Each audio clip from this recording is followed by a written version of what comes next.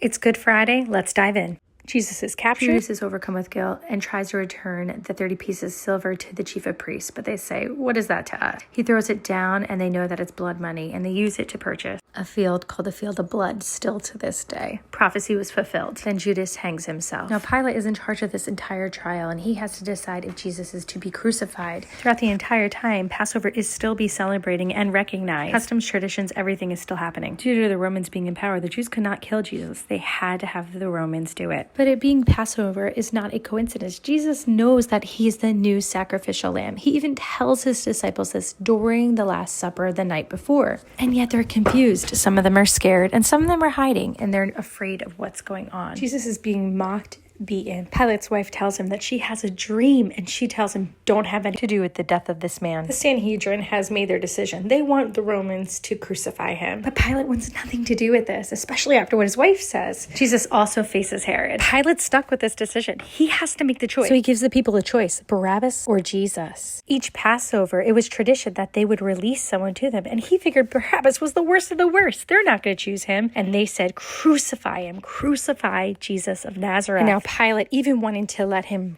be released, but he couldn't. So Jesus is crucified. He bears his cross and brings it up to the place of the skull, Golgotha, also known as Calvary. It's a place where executions occur. Pilate even writes, here lies the King of the Jews. And they weren't happy, but he says, I have written what I have written. Jesus tells John, the only disciple there, that his mother is now his mother, and then he tells his mother, this is now your son. His garments were distributed. Crucifixion is extremely painful. In addition to that, sometimes it could take days for someone to finally pass. But with Jesus, by 12 p.m., the entire sky turned dark.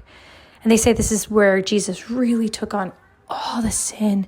And for 3 hours straight, it was complete darkness. Jesus has a conversation with one of the men next to him who are also being crucified, as there were 2 other men being crucified at the time. And for the one, he tells him that he will see him in heaven as the man asks, Lord, remember me when you come into your kingdom. Jesus also says, Father, forgive them, for they do not know what they are doing. And he again pleads for us. 9 hours Jesus was on the cross. 9 total hours. And at the 9th hour, which is believed to be at 3 p.m., Jesus cries out, Father, I commit my spirit.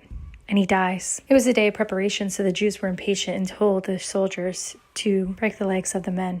But Jesus was already dead.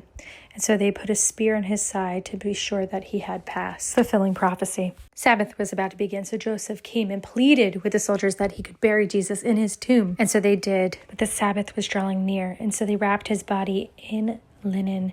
And the women who were going to come and put oil and spices on him couldn't make it before Sabbath begun. Therefore, they all went home to observe the Sabbath.